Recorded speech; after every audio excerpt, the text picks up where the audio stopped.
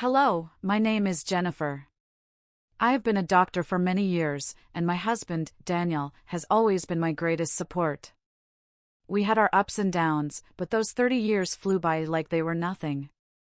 Our house, big and cozy, was always filled with the sounds of life, especially when the boys were young. Peter and Jack, our sons, were as different as night and day, yet they both brought their own kind of joy into our lives. Daniel and I, both doctors, worked hard to build a comfortable life. We managed to buy a couple of apartments over the years, renting them out for some extra income. Life seemed set on a good path until the day Daniel came home looking pale and more serious than I'd seen in years. "Jennifer, we need to talk," he said, his voice grave as he dropped his medical bag by the door.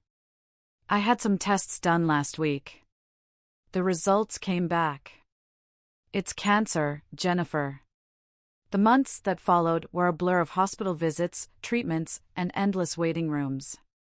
Daniel fought hard, but the cancer was merciless. Watching the strongest man I knew wither away was torture.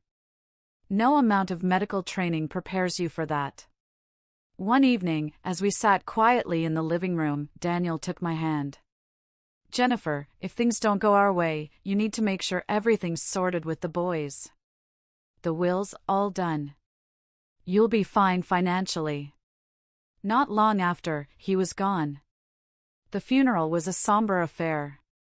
Family, friends, and colleagues came from all over to pay their respects, but it was the quiet at home after everyone left that hit me the hardest.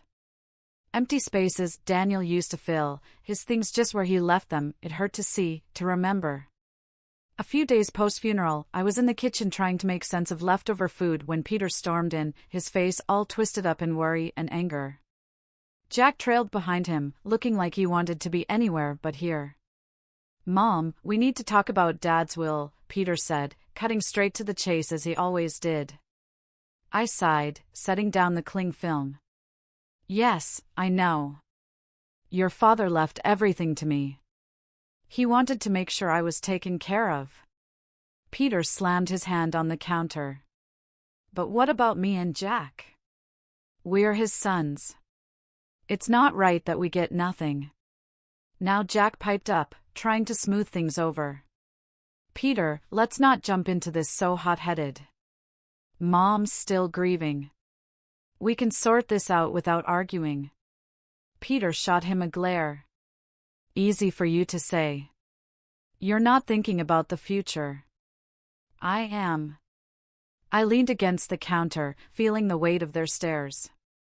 "Your father and I built this together. He trusted me to handle things, but I hear you, Peter. It's not my plan to cut you out." "So what then?" Peter said, crossing his arms, his voice rising a notch. "We just wait until what? You think it's a good time to give us our share?" "Peter, watch your tone," I snapped, my patience fraying. "I am still your mother." Jack stepped between us, his hands up like a referee. "Both of you, please. This isn't helping." "Mom, maybe there's a middle ground here." I nodded, rubbing my temples. "Okay, here's what we can do. The apartments your father and I invested in, the ones downtown." Peter interrupted, "Yes, those." I continued, shooting him a look that told him to zip it for a minute. "I was thinking you each take one. They're yours to live in or rent out, and from the savings, let's say $225,000 each to help you get started on whatever you need." Peter chewed on his lip, clearly doing the math in his head. "And the rest of the stuff, the house, the money, that stays with me for now. When I'm gone, it'll come to you, as per your father's wishes," I said firmly. Peter looked like he wanted to argue more, but Jack nudged him. "Let's think about this, man. It's a fair start. Mom's not leaving us in the cold." Peter finally nodded, tight-lipped. "Fine, but I want this in writing, Mom. No more surprises." "Of course," I agreed. "We'll get everything documented properly."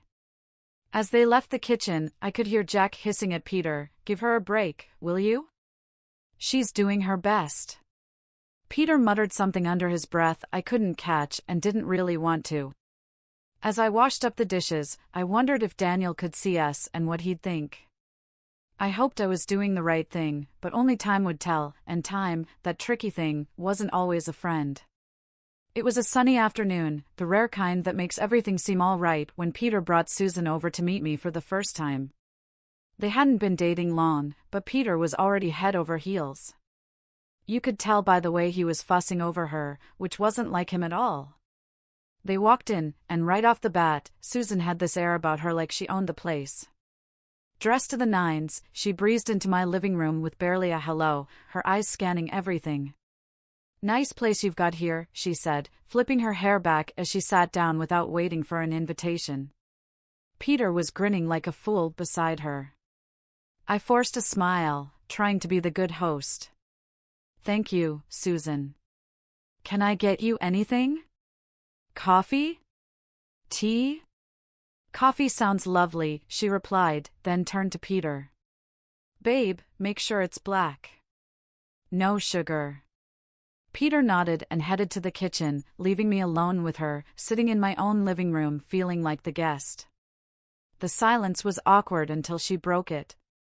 "So, Peter tells me you're pretty well off," she started, eyeing the decor. "I'm used to a certain standard, you know. My parents made sure of that." "That's good to hear," I said, not sure what else to add. Peter came back with the coffee and handed Susan her cup. She took a sip and made a face. It's all right. Anyway, we've been discussing our future together, planning ahead, you know." "That's wise," I said, glancing at Peter, hoping he'd give me some clue about where this conversation was heading. Susan set her cup down. "Yeah, and speaking of planning, we were thinking about the wedding. You know, I want something special. Peter has probably told you. I saw this place perfect for a rehearsal dinner, but it's a bit pricey. It's about $30,000. I choked on my coffee. $30,000 just for the rehearsal dinner? Peter jumped in. "Mom, it's important to Susan. We want to start things off right." I put my cup down, feeling a storm brewing inside. "Look, that's a lot of money for a dinner, Susan. We need to be reasonable." Susan's face hardened. "Reasonable? Peter says you have the means. I don't see why we should compromise on something that important." Peter was nodding along with her, but I could see the unease in his eyes. He knew he was asking too much. "I'm all for celebrating," I said, trying to keep my voice even. "But $30,000 is beyond excessive. I can't justify that." Susan stood up, her chair scraping loudly against the floor. "I'm not used to compromising on my standards, Jennifer. I was clear with Peter that I expect a certain lifestyle." Peter tried to smooth things over. "Mom, maybe we can find a middle ground." "There's no middle ground on $30,000 for a dinner, Peter." "That's final," I snapped, losing my patience. Susan picked up her purse, glaring at me. "Fine, if that's how it's going to be, then maybe we need to reconsider some things." They left soon after. I sat there, reeling from the encounter. The nerve of that girl, coming into my home, drinking my coffee, and telling me how to spend my money. It felt like a slap in the face, a wake-up call I wasn't ready for. I was out at the grocery store when Peter and Susan decided to drop by again. By the time I got home, Jack was awkwardly entertaining them in the living room. The atmosphere was tense, the kind that makes you want to turn around and leave. But it was my house, so I braced myself and walked in. Susan, all dolled up as usual, handed me a list as soon as I set down my grocery bags. "Jennifer, we thought a lot about the wedding gifts, and here's what we've settled on. I hope this will be easier for you to handle." I skimmed the list she first handed me. It was surprisingly sensible: kitchen appliances, some nice china, even a couple of pieces of furniture. "This seems quite reasonable," I said, feeling a momentary relief. I think these are wonderful choices, really. Peter looked at Susan, a hopeful expression crossing his face. But just as I was about to discuss where we could buy these items, Susan's expression changed abruptly. She gasped. "Oh no, this isn't right. Give that back." She snatched the list from my hands and rummaged through her purse, pulling out another sheet of paper. "Here's the actual list." This new list was nothing like the first. It included an apartment, a luxury car, an exclusive vacation, and even diamond jewelry. My jaw dropped. "Is this some kind of joke?" Susan didn't flinch. "No joke, Jennifer. These are the gifts we expect. Only the best for our wedding." I stared at her, then at Peter, waiting for him to say something, anything, to suggest he didn't agree with this madness. But he just stood there, looking between us, clearly conflicted but silent. I couldn't hold back. "Peter, why are you letting her do this? You know this is unreasonable." Susan cut in, her voice rising. "This doesn't concern you, Jennifer. You just need to pay up and keep quiet." That's when Jack stood up, his face set hard. "That's enough, Susan. You're not going to talk to our mom like that. This is her house, and you're way out of line. You need to leave now." The room was thick with tension as Peter and Susan gathered their things. Susan was muttering under her breath, clearly angry. "This is ridiculous. We'll remember this." They left, and the door slammed shut behind them. Sitting down, I felt the weight of the whole situation pressing down on me. Jack sat beside me, putting an arm around my shoulders. "We'll figure this out, Mom, but you can't let them bully you into giving more than you can or should. It's not right." He was right, of course, but as I sat there with my son, I couldn't help but worry about Peter. How had things gotten so out of hand? How could he not see what this was doing to our family? The silence that followed was filled with unsaid worries and fears for the future. I knew then that this was far from over. It was only going to get tougher from here. The weeks that followed were a constant barrage of phone calls from Peter, each one more demanding than the last, his tone desperate, almost frantic at times. "Mom, you don't understand. I can't look poor next to Bella's family," he'd argue, his voice cracking with stress. "You have the money. Why can't you just help me out here?" I sat at the kitchen table, phone pressed against my ear, feeling a knot in my stomach. "Peter, it's not about the money. It's about living within your means. Bella's expectations, you can't sustain that, not without going into serious debt." He'd scoff, his frustration boiling over. "What do you know about it? I'm not going to live like a pauper. I need more from the inheritance now. Peter, I've offered to cover half the wedding costs, up to $115,000, and give a $5,000 gift. That's more than generous. Everything has to be agreed upon with me, though, no surprises." There was a pause, then a sharp laugh from him. "That's nothing. You're just being stingy. You have $1 million sitting there. Why are you holding out on me?" "Because it's not just about the money," I replied, my patience wearing thin. "It's about not feeding into this fantasy that's going to ruin you." He yelled, now loud enough that I had to pull the phone away from my ear. "I don't need this. I'll handle it my way. Forget you." And then, just like that, the call stopped. Months passed in silence. I tried to busy myself with daily routines, trying not to worry about Peter, but the peace was short-lived. The phone rang one afternoon, and it was my sister-in-law, Ashley. "Jennifer, I thought you should know." Ashley's voice was hesitant, careful. "Peter is flying all the wedding guests to Hawaii. He sold his apartment to fund it and expects you to get there on your own. He mentioned you weren't interested in helping." I hung up, a mix of anger and sorrow turning inside me. How could he be so reckless? Before I could process it all, Jack came into the room, his expression grim. "Mom, there's something you need to hear." I recorded their conversation when they were sitting here in the living room. He handed me an audio recorder. I pressed play, and the voices of Peter and Susan filled the kitchen. "Peter, your mom is just a nasty old woman with a fat wallet. We need to squeeze as much as we can out of her and then cut her off." Peter's voice responded chillingly, agreeable, "Whatever it takes, Bella. I'm not going to let her control us. If it comes down to it, I'll kick her out in her underwear." I turned off the recorder, my hands trembling. To hear my own son speak like that about me, his mother, it was too much. The room spun as I tried to comprehend the depth of his betrayal.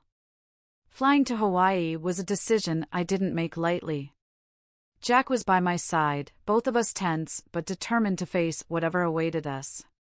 When we landed and approached the venue, I was taken aback by the sheer opulence of it all. Flowers everywhere, lights strung like stars across the evening sky, and music floating in the air. As we walked into the gathering, I spotted Peter and Susan mingling with guests. They looked like a picture-perfect couple, all smiles and laughter. My heart ached to see my son so lost in this fabricated paradise. Before I could take another step toward them, Susan spotted us. Her smile vanished, replaced by a scowl as she marched over, her high heels clicking angrily against the stone pathway. "You shouldn't be here," she hissed, stopping just inches from me, her voice loud enough to draw attention. "This is my day, and you're not welcome." I was stunned, but before I could respond, her parents, who had overheard, came over. Her father, a tall, stern-looking man, spoke first. "Susan, that is no way to speak to your guest, much less to Peter's mother." His tone was harsh, a reprimand that made her cheeks flush with embarrassment. Her mother, looking equally appalled, turned to me with an apologetic smile. "Jennifer, please come with us. Let's find you a place to sit." They guided us away, leading us to a table at the edge of the setup, clearly an afterthought with no proper setting. The ceremony started soon after, with speeches that felt hollow given the tension. Then, unexpectedly, I was handed the microphone. I stood, my legs shaky but my resolve firm. "I came here today to wish my son and his new wife a happy future," I began, my voice steady despite the trembling inside. "But I also believe in honesty and integrity, something that's been sorely missing from the events leading up to this day." Susan's face went from pink to red, her eyes glaring daggers at me. I was asked for money time and again in amounts that no reasonable person would find justifiable. When I couldn't meet these demands, I was threatened with separation from my family and future grandchildren. My voice cracked a bit, but I pressed on. Jack, seeing my distress, stepped closer, placing a supportive hand on my shoulder. I nodded at him, then turned on the audio recording he had made. Susan's voice filled the air, cold and calculating, discussing how they would milk more money from me. Peter's voice agreed, saying he was prepared to leave me with nothing for the sake of his bride. The crowd murmured, the air thick with shock and disapproval. I turned off the recorder, the silence heavy. I gave my son an apartment and $25,000, and yet it was never enough. Today, I'm making it clear, I will not be treated as an ATM or threatened. I am disowning Peter and Susan. I wish them well, but from this day forward, I am choosing to remove myself from their lives. The reaction was immediate. Susan screamed, her voice shrill and wild. "You've ruined my wedding. I curse you." After everything that had happened, coming back home was bittersweet. In the quiet, I made a decision that startled even me. I quit my job. I'd spent years healing others as a doctor, but now it was time to heal myself and rebuild the life that the recent storms had scattered. Jack, bless his heart, had just graduated from art college and was brimming with ideas and ambition. With the $25,000 I had given him, he opened his own tattoo parlor. It wasn't just any shop, it quickly became a place where art and skin met in stunning displays. Jack poured his soul into his work, and it paid off. He started entering tattoo contests, and soon enough, his name was on every local's lips. Before we knew it, he was opening more locations, creating a network of salons that became a hotspot for tattoo enthusiasts. I'd watch him sketch late into the night, his dedication a stark contrast to the chaos his brother had chosen. "You're doing amazing, Ollie," I'd say, pride swelling in my chest. It was during these calm months that Peter reappeared. One afternoon, he showed up at the door, his eyes tired, his shoulders slumped, so different from the ambitious, sharp man he once was. "Mom, I need to talk," he said, not waiting for an invitation to sit. His voice was weary, a far cry from the demanding tone I'd grown accustomed to. I sighed, motioning for him to continue. "What is it, Peter?" "It's Bella. She's driving me insane. She wants more and more. Nothing's ever enough. I got a second job, but it's still not enough for her." His words were desperate, but they couldn't erase the past so easily. "Peter, I warned you. I told you living like that with someone like her is unsustainable." He rubbed his face, frustration clear. I know you did, but I thought." His voice trailed off, hopelessness taking the place of explanation. "Thought what? That money would just appear because you wanted it to?" My tone was harsh, but years of pent-up frustration made it hard to soften it.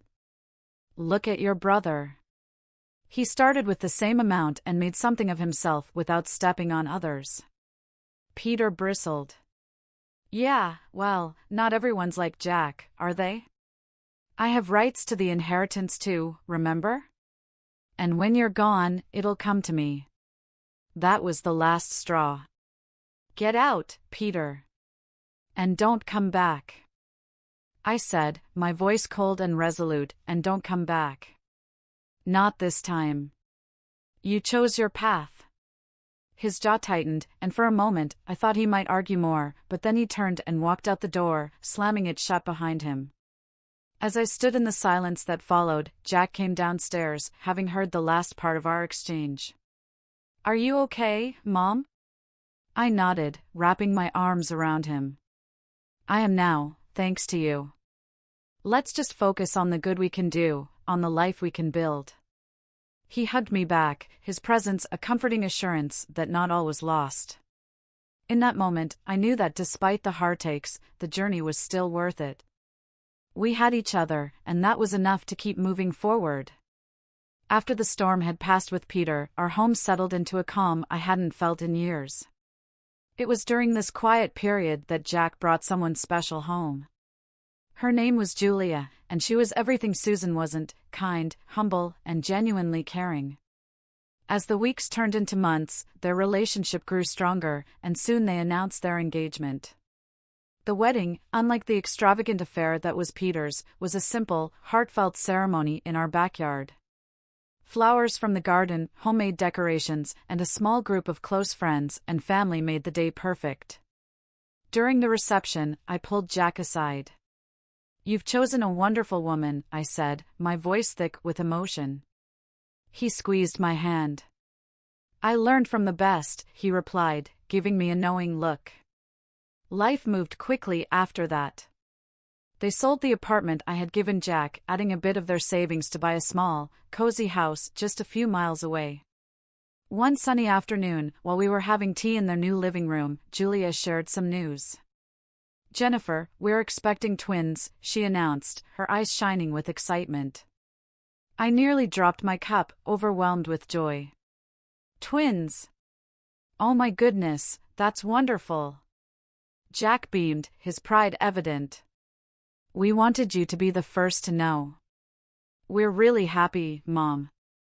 "Twins," I repeated, letting the words sink in. "Grandchildren." It was a new chapter, one I was eager to start. As for Peter, news from him was sparse. The last I heard, he had divorced Susan. She had taken nearly everything in the split, leaving him to start over in another city.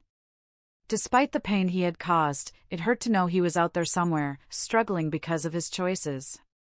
One evening, as I sat looking through old photo albums, Jack came and sat beside me. He noticed a picture of Peter and me from years ago. Do you ever hear from him? He asked softly. I shook my head. No.